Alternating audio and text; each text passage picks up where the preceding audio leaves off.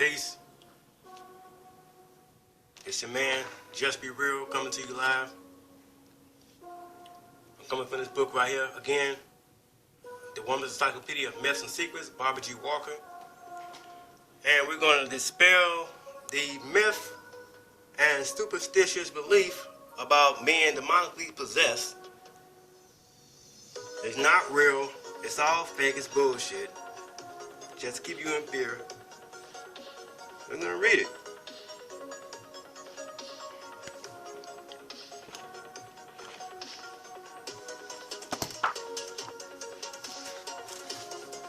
You better take your money and put on acts.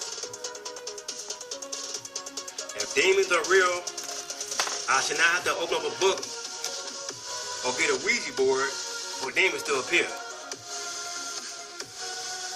Same thing that goes for aliens. They playing hide and go seek with your ass. You know what I'm saying? They playing hide and go seek. All that stuff is all make believe. It's fairy tales, bullshit. Just keep you in check, keep you in fear.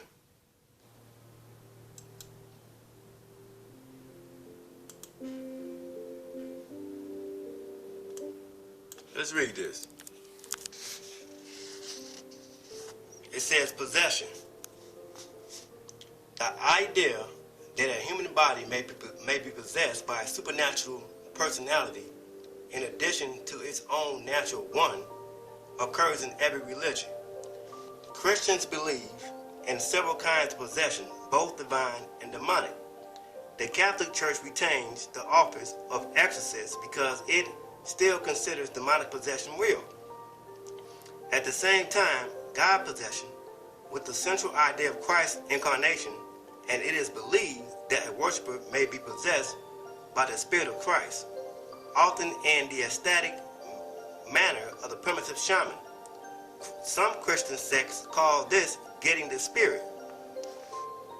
Pagan mystery cults brought about God possession by eating the God, as did Christians also, and by initiatory rites and formula. The Mithric initiate said he was, quote, rendered immortal in this hour by the goodwill of God and his abounding goodness, that I may be initiated and that the Holy Spirit may breathe within me. A Hermetic papyrus prayed the God to enter into the worshiper. For thou art I, and I am thou. I know thee, Hermes, and thou knowest me. I am thou, and thou art I. Possession by Hermes, the wise serpent, without being diabolical. Possession from the Christian point of view, but the principle was the same everywhere. People possessed by pagan gods sometimes created a tradition directly inherited by Christianity. Worshippers of Attis castrated themselves when fully possessed by the spirit of their castrated god. Under the same influence, they flogged themselves or beat themselves until the blood came. In Italy, such processions as flagellates during Passion Week have continued until the present day.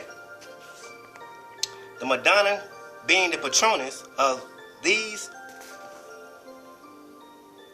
patent kings, instead of the great mother of the gods who formerly governed their bloodlettings. To be possessed meant to take the spirit into one's body, either as the flesh of a sacrificial victim or as bread and wine representing the flesh. For the same reason that Christ entered into those who ate him, so possession by devils was thought to occur through incautious eating.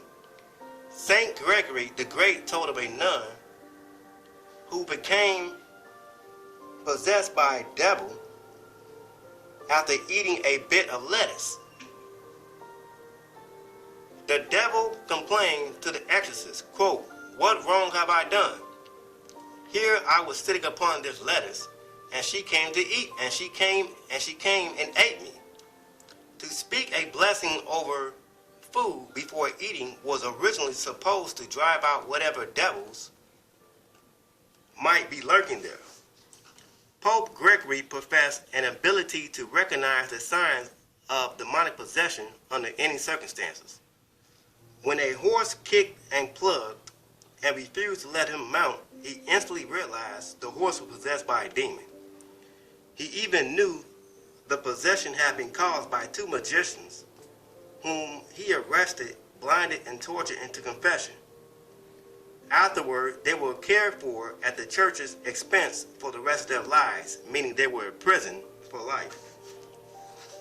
All primitive people think humans, animals, and inanimate objects may serve as vessels for spirits. The Maori term waka clearly indicates that the inspired man carries the God in him as a canoe carries its owner. Our own vocabulary expresses the same belief. Inspiration means breathing in a spirit. Enthusiasm means the God within. We say, quote, "What possessed you to do that?" Or, "I don't know what got into me." An obsessive person may be called devil-ridden or hag-ridden. Let's keep on going, we ain't done yet.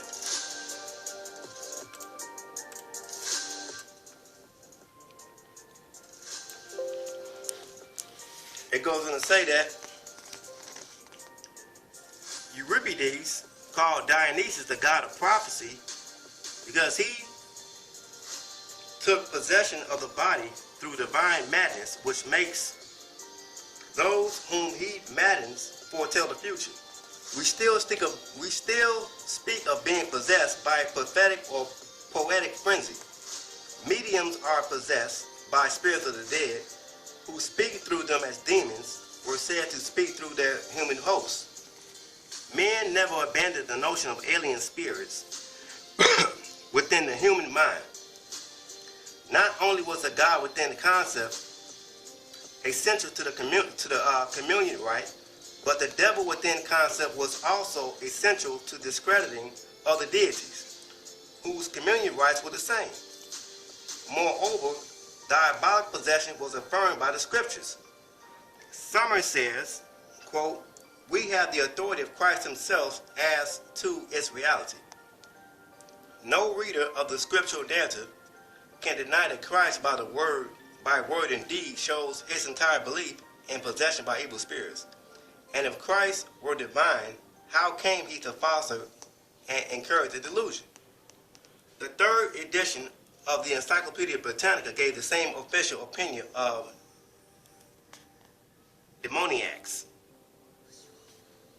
It says, quote, "The reality of demoniacal or demon possession stands on the same evidence with the gospel system in general. A 19th century Catholic authority wrote, quote, "To deny possession by devils as to charge Jesus and his apostles with imposture. How can the testimony of apostles, fathers of the church, and saints who saw the possessed and so declared be denied?" 17th century clergymen fought the evil heart of unbelief that led people to doubt the reality of demonic possession and the efficacy of exorcism. Hold on for 1 second.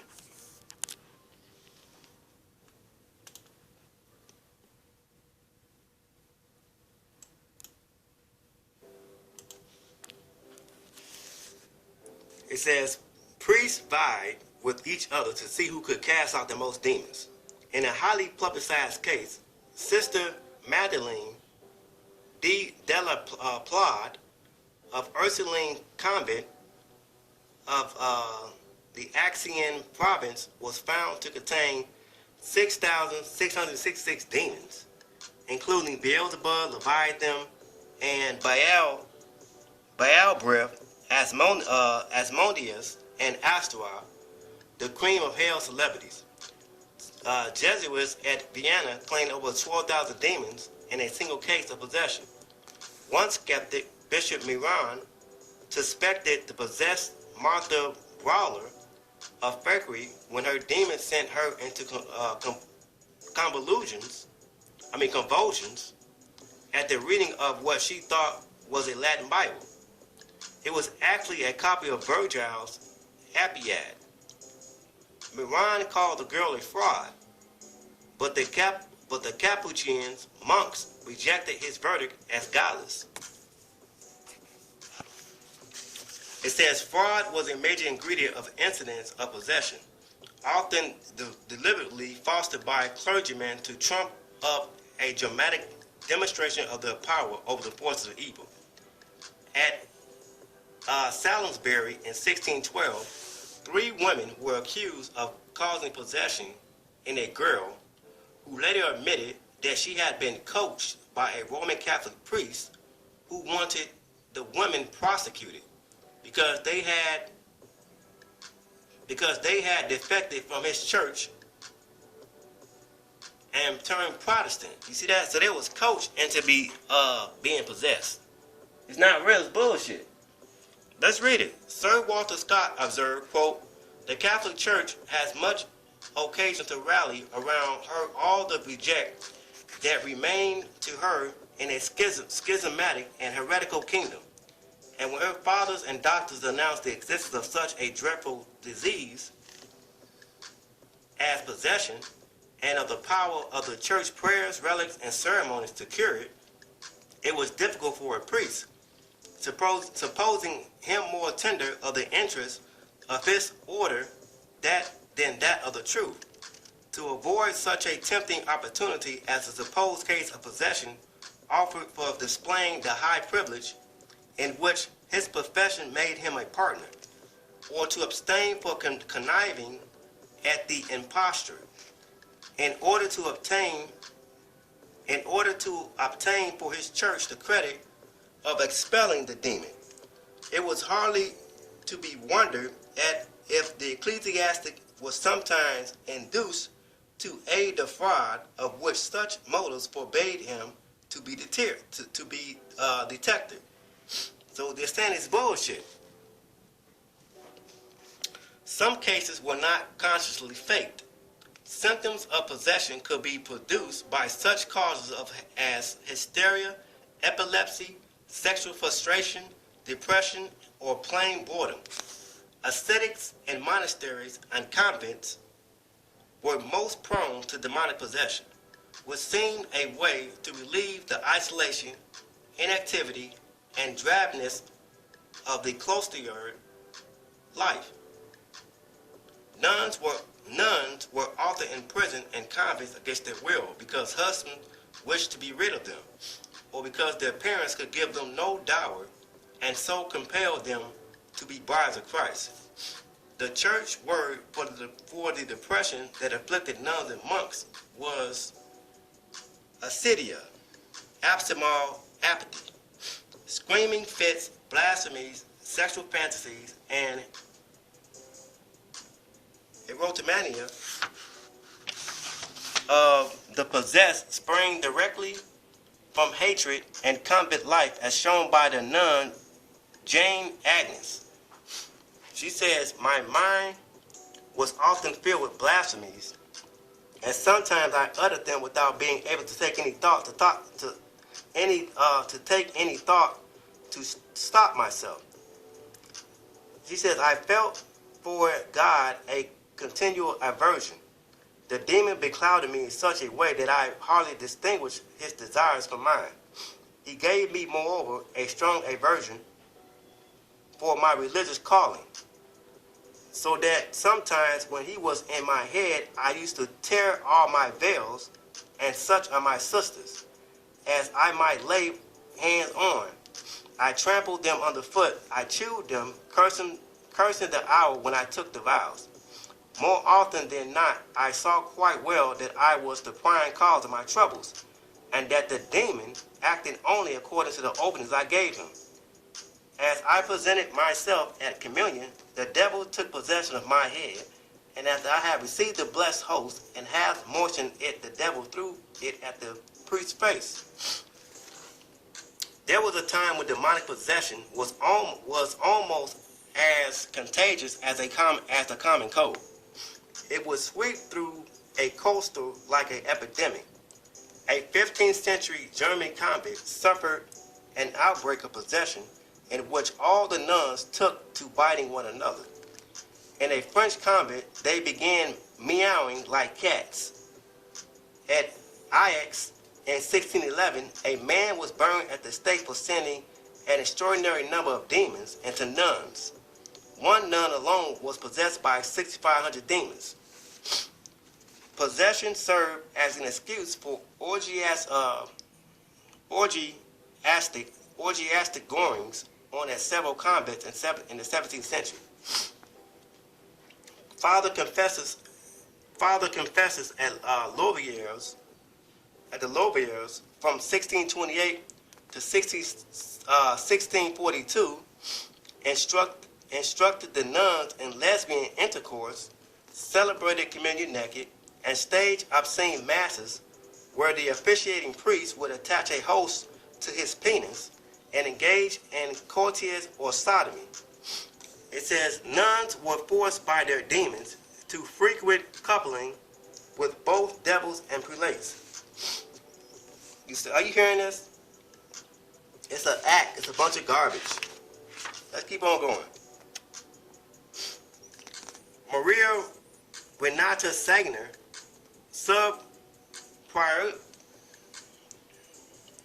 prioress of a convent at Vicksburg, was executed for bewitching other nuns and causing them to be seduced by demons in the form of handsome young men. It says one would naturally suspect that these demons were made of quite solid material and entered the convent by night through some secret hole in the wall, with a certain amount of assistance from within. It says here that with the Mother Superior setting the example, claiming possession by four major demons, Leviathan, Balaam, Escaron, and Behemoth, the nuns accused Father Grandier of causing them frenzies, which only grew worse with every attempt at exorcism. Are you hearing this? It says here that the priest maintained his innocence through hideously tortured. Though hideously tortured, his legs were crushed to pulp in the boots. He refused to name any accomplices, as the custom demanded. To build their case, his torturers said he was really invoking the devil when he prayed to God aloud. When he prayed aloud to God for deliverance from his sufferings. At last, a phony pact with the devil was forged and found. To seal his doom, it said, quote, "My Lord and Master, I own you for my God. I promise to serve you while I live. And from this honor I renounce all other gods and Jesus Christ and Mary and all the saints of heaven and the Catholic, Apostolic and Roman Church and all the goodwill thereof and the prayers which might be made for me. I promise to adore you and do you homage at least 3 times a day, and to do the most evil that I can, and to lead into evil as many persons as shall be possible to me. And heartily, I renounce chrism, baptism, and all the merits of Jesus Christ. And in case I should desire to change, I give you my body and soul and my life, as holding it from you, having dedicated it forever without any will to repent." This is garbage. Signed, Urban Grandier in his blood.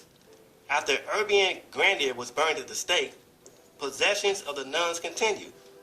It had become a tourist attraction, and the sisters were celebrities. They learned to show off for the crowds. Like Sister Claire, quote, "She fell on the ground, blaspheming and convulsions, lifting up her petticoats and chimas, displaying her privy parts without any shame, and uttering filthy words. Her gestures became so insolent that the audience averted its eyes. She cried out again and again, abusing herself with her hands. It says, "Come on then," and this is in French or German, and it comes out to English as this word right here, F me. Possession was often achieved by children and adolescents who knew with a sure instinct what would gain them the most attention. The conveniently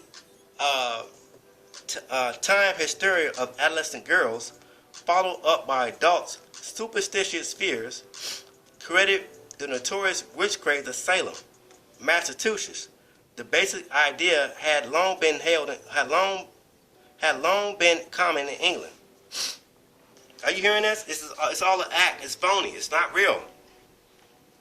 When people go to church, come out they got the Holy Ghost, it's bullshit. It's an act. They put on a damn act. Okay?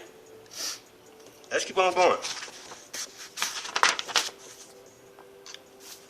It says here that fake possession was used to condemn 80-year-old Anne Bodham in 1653. A servant girl with stolen silverware accused Anne Bodenham of sending a demon into her in the form of a black man without a head. The girl went into fits in Mrs. Bodenham's presence, but was instantly relieved when the witch was removed from the room. She described how Mrs. Bodenham had transformed herself into a black cat to tempt her into the devil's service. Convicted and on her way to the gallows, the old woman called for beer and cursed all who refused her. As was the custom, the hanged man asked her for forgiveness before turning her off the ladder. She snapped, "Forgive thee. A pox on thee turned me off," and died in her rage. At Norfolk in the 1600s, a woman named Margaret Francis allegedly bewitched a girl who exhibited the usual symptoms of possession: tearing her hair and beating herself, and her head against bedsteads and stools, sometimes foaming, sometimes dolefully streaking and blurring like a calf, groaning, howling, and barking like a dog, and biting like a mad dog. You see, it's all garbage. It says exorcism rarely relieves such symptoms, but more often excoriated them, since the exorcist ritually only increased the effect desired by making the afflicted one all the more a center of attention. More practical cures brought about the miracle that exorcism failed to produce. You see, it's all garbage, man. This is trash. It's not real.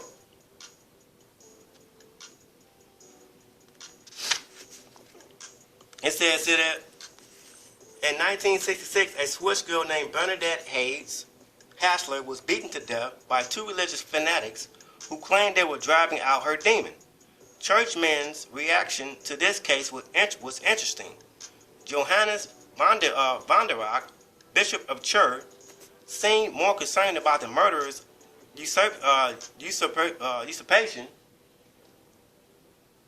of clerical prerogatives than about the fact that murder had been done. He announced, quote, "Just as the church separates itself from superstitious beliefs in miracles, it rejects a false belief in the devil. However, as it regards the devil seriously on the basis of the Holy Writ or the Holy Word, it places itself doubly under the protection of the crucified Lord." It says, "This is a notable example of theological double talk, making one wonder what can be the difference between superstitious belief in miracles and non-superstitious belief in miracles, or between false belief in the devil and real belief in the devil. What, for that matter, can be the difference between a fanatic who believes in the devil because he reads the Bible and a church that regards the devil seriously on the basis of the Holy Word? In his haste to separate his church from the two criminals, Van der Rock betrayed his own ignorance of his holy word John said to Jesus, quote, Master, we saw one casting out devils in thy name, and we forbade him, because he followed not with us. Jesus answered, forbid him not, for he that is not against us is for us. See, these people are saying this is garbage, man. In August 1976, the following item appeared in the American press.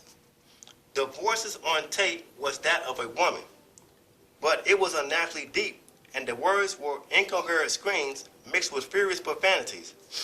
The tapes recorded the dying days of a time 23-year-old epileptic named Analia Mitchell, and they were part of the evidence in a manslaughter case.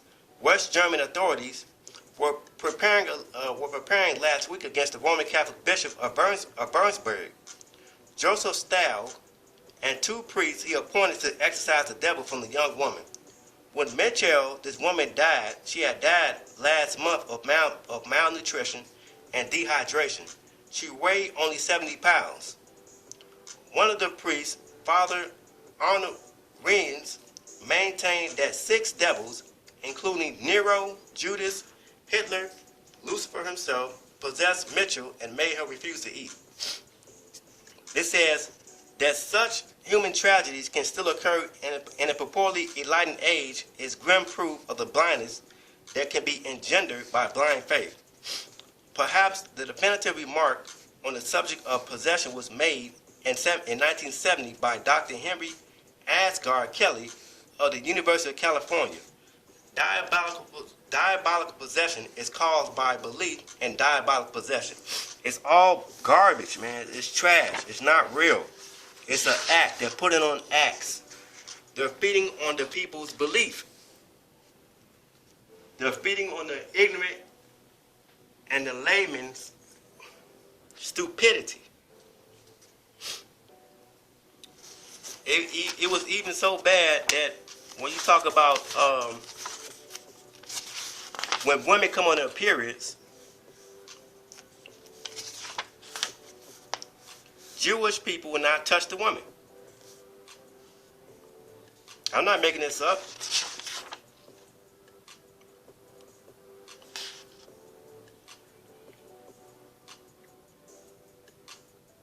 Let's see here. Let me see what I can find it at.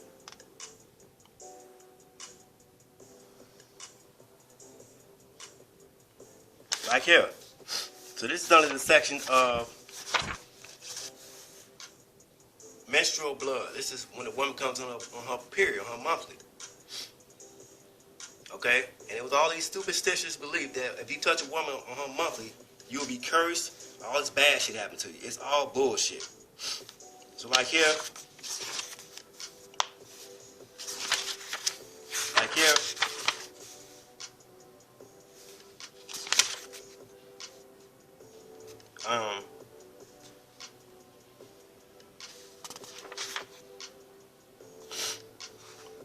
It says like here, it says, whether initiated by a serpent or not, menstrual bleeding inspired deadly fear among both Persian and Jewish patriarchs, in Leviticus 15.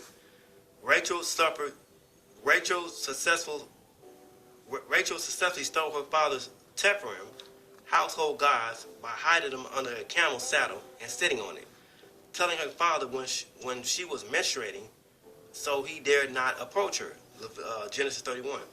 To this day, Orthodox Jews refuse to shake hands with a woman because she might be menstruating. Jews also adopted a rule apparently laid down by Hesod or Hesiod, that a man must never wash in the same water previously used by a woman, lest it might contain a trace of menstrual blood. There were many similar taboos. The ancient world's most dreadful poison was the moon dew collected by Thessalian witches, said to be a girl's first menstrual blood shed during an eclipse of the moon. Pliny the Elder said a menstruous woman's touch could blast the fruits of the field, sour wine, cloud mirrors, rust iron, and blunt the edges of knives. If a menstruous woman so much laid a finger on a beehive, the bees would fly away and never return. If a man lay with a menstruous woman during an eclipse, he would soon fall sick and die. Christians inherited all the ancient patriarchs' superstitious horrors. Saint Jerome wrote, "Nothing is so unclean as a woman's in her periods. What she touches, she causes to become unclean." You see that?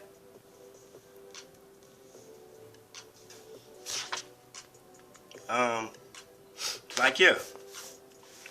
Medical authorities of the 16th century were still repeating the same old belief that demons were produced from menstrual flux, or the women's period. One of the demons born of menstrual blood was a legendary bacillic with its poisonous glands. The legend evidently arose from the classic myth of the Gorgon with her serpent hair and wise blood, petrifying man with her glands. The Gorgon and the red cross of menstrual blood once marked the most potent taboos.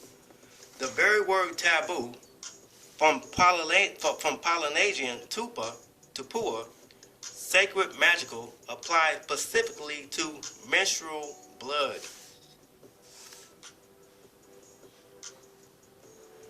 Your the menstrual calendar.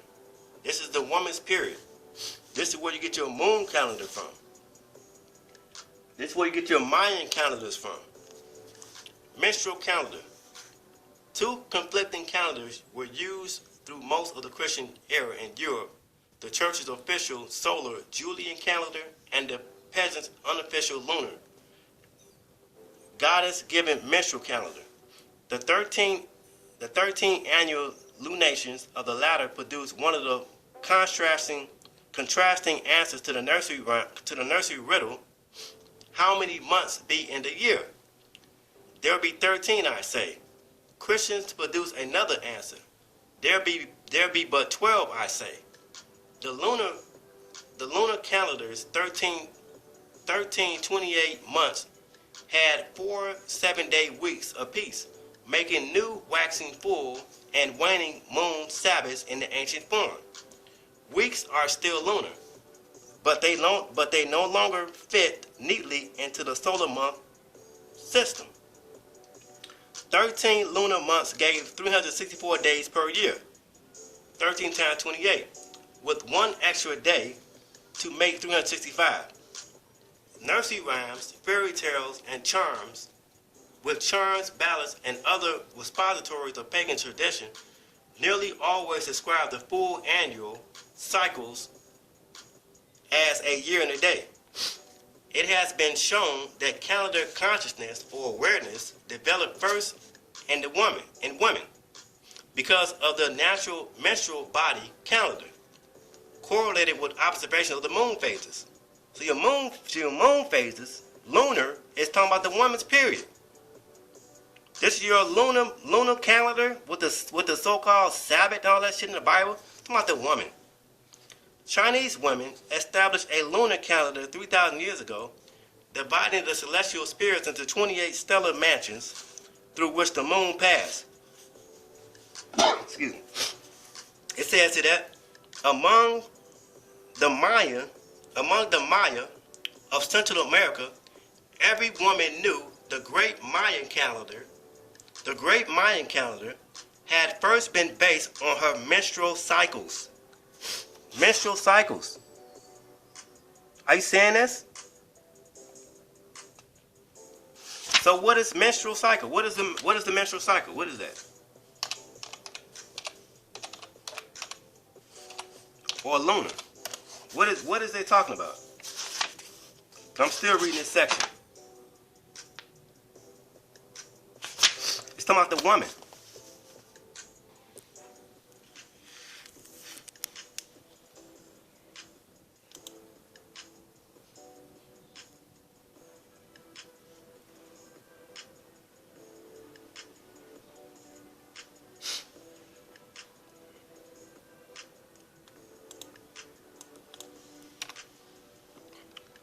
So you got menstrual.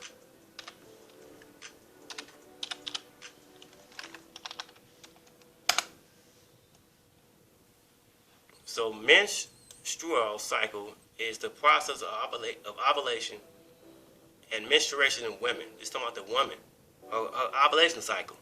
It's talking about the woman. Now, I commented on Sarnetta is holding some kind of thing, and Sarnetta is doing an interview with Tazariak, and I commented, I said the Bible's a goddamn fairy tale book. Somebody replied, said, Zacole Pokeboo said, the word fairy does not appear in the Bible. Stop bearing false witness. This dude, whoever this person is ignorant. They don't know who or what the Bible is talking about.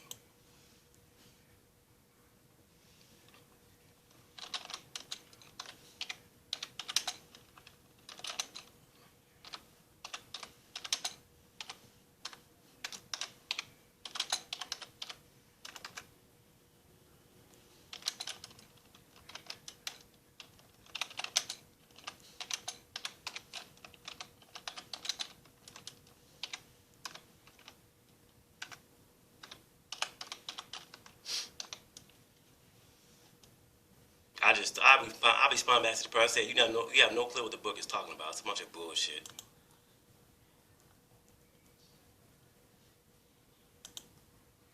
But yeah, man, this is all talking about the woman, man. It's going back to the woman. Going back to the woman. All your Sabbath, since all that shit, it's going back to the woman.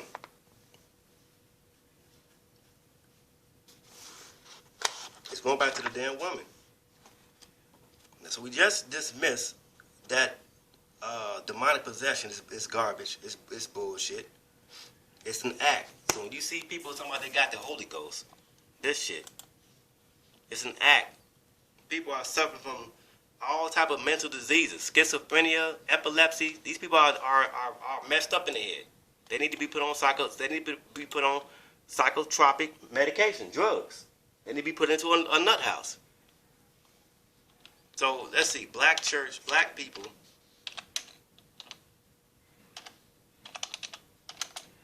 catch the Holy Ghost. You see this shit in church? This is garbage. It's an act. This trash right here, this is garbage.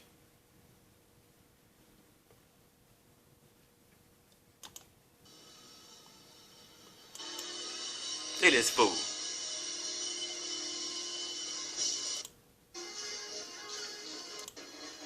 Look at this. It's an act, man.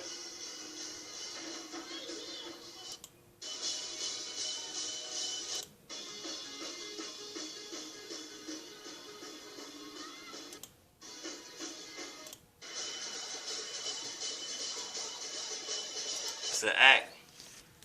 Now let's go to the part about speaking in tongues. Let's go to that. I know what the hell is going on. I know what time it is. Let's read this part about speaking in tongues. People say I'm speaking in tongues. Speaking another language. It's bullshit. It's mumbo jumbo bullshit. Speaking in tongues. Glossila, speaking in tongues, was often seen in episodes of religious ecstasy or trance. It was anciently considered a proof of divine grace. St. Paul was proud of his ability to speak in tongues more than any of his followers in 1 Corinthians 14 and 18. It says, earlier Christians asked to believe the speaker in tongues will express himself in another language or languages not known to his conscious mind, though through temporary possession by the divine spirit. The idea came originally from Buddhists who claimed that when Buddha addressed gods, demons, men, and animals, each heard the enlightened one speak in the language he can understand. In reality, glossolalia is only meaningless babbling. So when you speak in the tongues, you are babbling that may pour forth from an entranced person. Not one authenticated case of speaking in tongues has ever been observed where any real language was spoken and identified by a native speaker of the same language. together with evidence that the same language was wholly unknown to the possessed one. It's babbling. It's garbage. It's garbage. Now let me go to this real quick, because someone had asked about transvestism. This transgenderism with the celebrities. You know what I'm saying? That's the man wanting to be like the woman. That's been going on since the beginning of time. Let me see.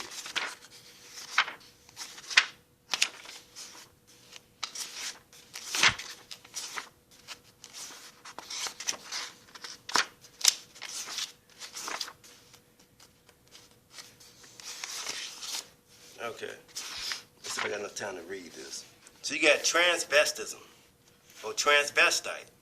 Man dressing like women, right? It says, when men began to seek a share of religious and magical knowledge, formerly the property of women, their original objective was to make themselves resemble women, so the spirits would find them acceptable. A common method was to put on women's clothes. Transvestism is found in the majority of ancient priesthoods. Tacitus said the priests of Germanic tribes were men dressed up as women. In this German language, this Germanic word, translated in English, men dressed up as women. Norse priests of sunrise and sunset rituals in honor of the heavenly twins were men whose office demanded that they wear the dress and hairstyles of women. Even Thor, the thunder god, received his magic hammer, and was filled with power only after he had put on garments of the goddess Freya and pretended to be a bride. An ancient feast of Watonus, men became women by wearing women's dresses and veils, temporarily assuming feminine powers in violation of a specific taboo.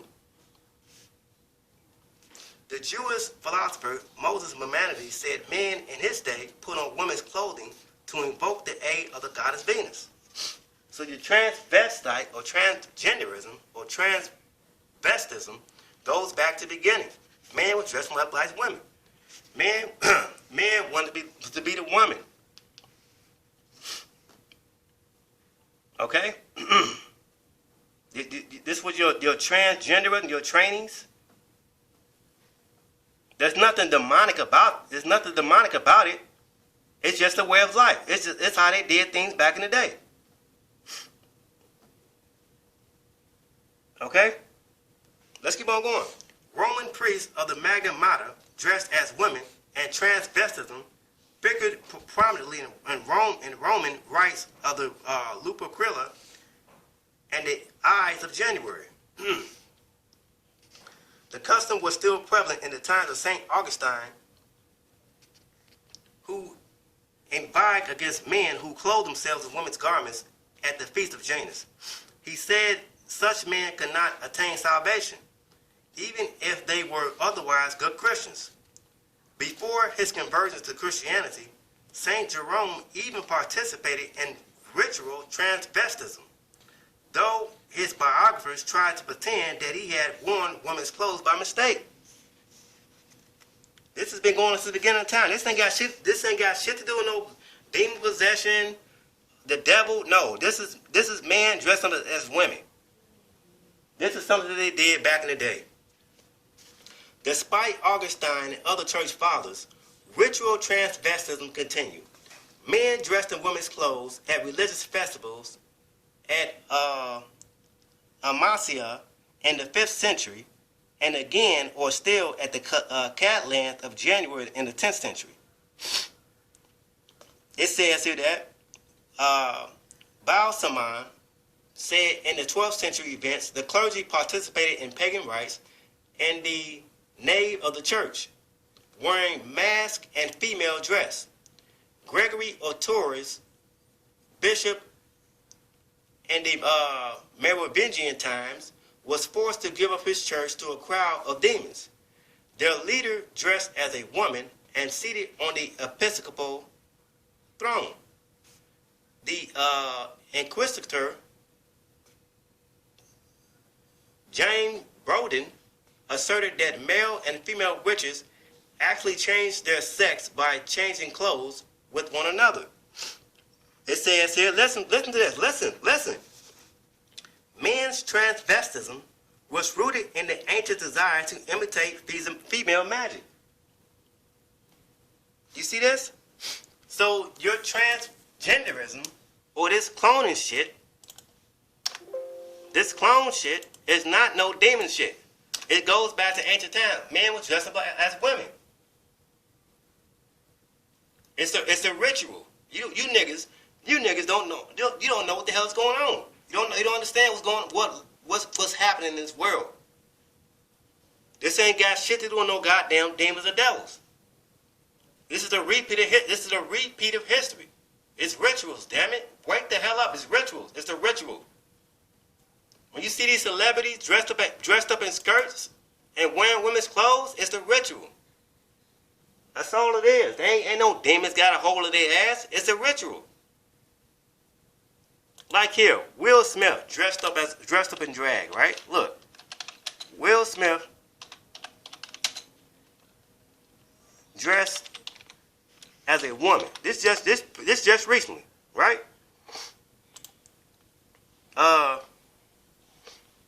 Will Smith dressed as a woman for the Aladdin movie that came out, right?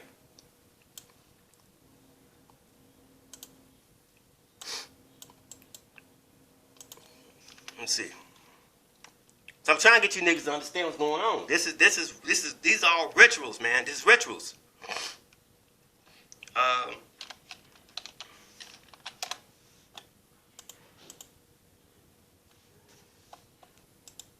You got Will Smith dressed as a woman for Aladdin, right? Aladdin.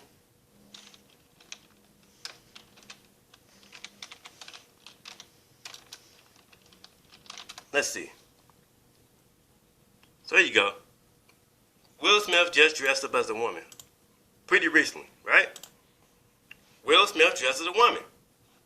This is a ritual. If you know what Will Smith is into, the so-called Illuminati or whatever if you want to claim that if he's a part of the so-called Illuminati, you know what I'm saying? This is a ritual. This is ritual stuff. You niggas don't know what the hell is going on. You don't know what is going on in this world. You claim and you make accusations of these people, these celebrities, talking about they possessed with demons and all that shit. We just debunked the whole myth about being demon possessed. So when you see shit like this, let's see. Let's see. So you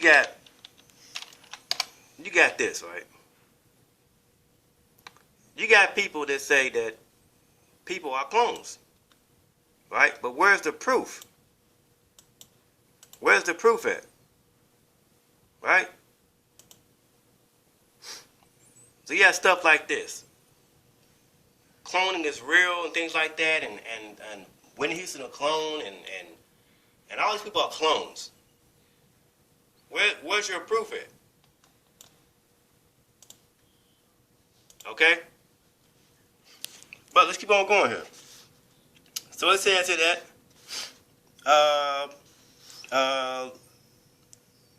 and the celebs' religious rituals remain in the hands of women assisted by an order of priests who wore female dress were called, this word right here, imitation women. The same word was applied in Arabia to the robe that men copy from the women. It's rituals. Similarly, American Indians viewed the homosexual or the Burdak, the Badachi, as a gifted medicine man. He claimed to receive an order from the moon goddess in a dream to the effect that he must turn female and become one of her own. It says that an observer in the Malaya said it was more likely than managing or shamanism was originally a profession of women, and that men were gradually admitted, to it. At first, only by becoming as much like women as possible. The shaman put on female clothing after initiation, and remained a transvestite for life. This transvestism, with all the changes that it involved, is accepted after a supernatural command has been thrice received in dreams.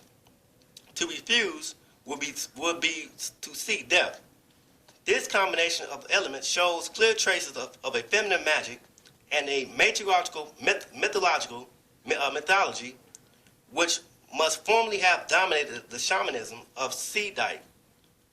Almost all the spirits are evoked by the Manning or shamans under the name Ini or Ini, the Great Mother. It says the Christian cult, as currently practiced in India, still demands ritual transvestism for men who adore the feminine principle by identifying themselves with Krishna's gopids.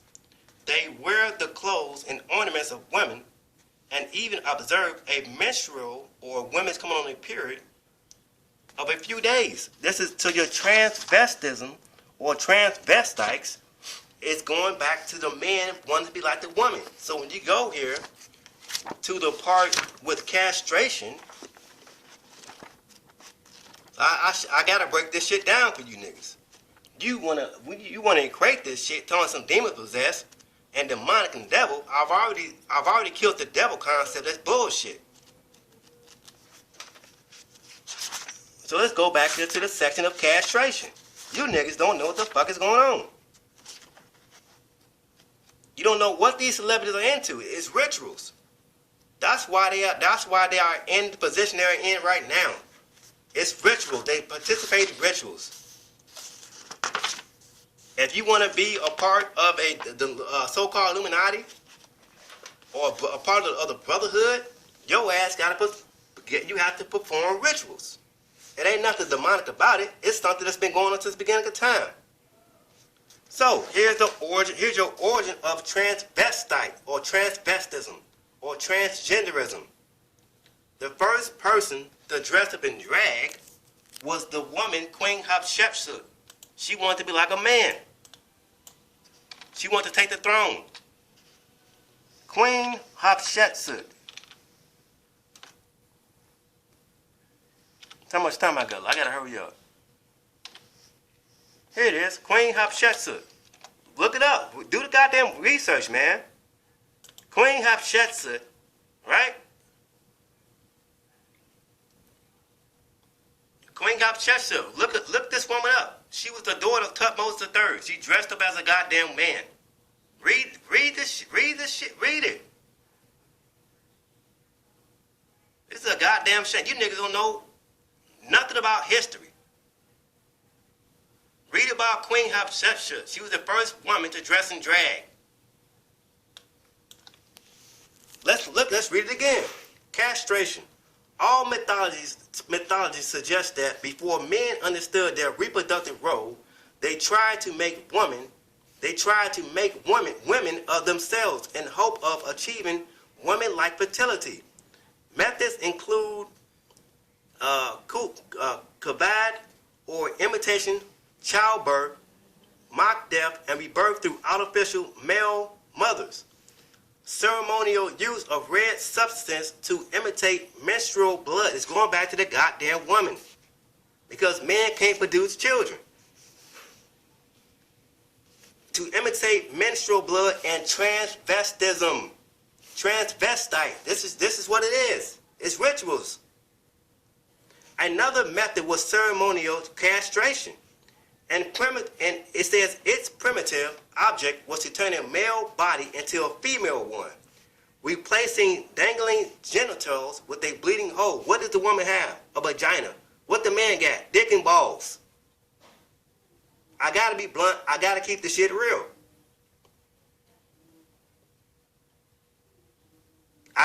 I'm just being real. That's why my name is. That's why my name. I'm real. I'm being real. I'm just being real with your ass. I ain't got time to sugarcoat this shit. You see my name? Just be real. I'm being real. I'm just being real with your ass. This is what this is. This is what this is talking about. This ain't shit about no goddamn demons, devils, none of that shit. It's bullshit. It's all superstition. It's all belief. It's make-believe. Your whole Bible is talking about sexual reproduction. Male and female coming together having a damn baby. And the man wanted to be above the woman. Because the man cannot produce kids. The woman can produce a male child and a female child. The woman is able to produce multiple babies at one damn time. The woman is able to have twins and triplets.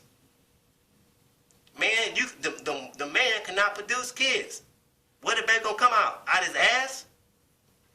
Let's keep on going. I got 4 minutes left. So your transvestism or your so-called clones is bullshit.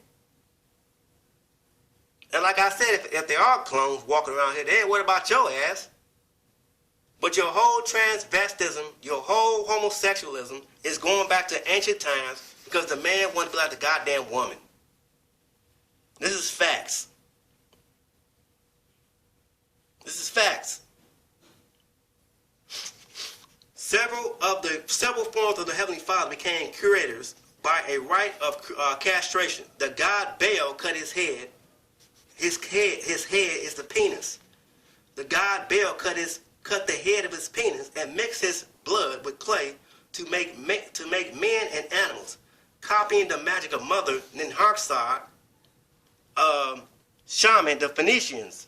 Father's heaven was castrated by his sons El and made the world's rivers from its blood, imitating the goddess menstrual magic. Arabs called this god Shamsun, the sun.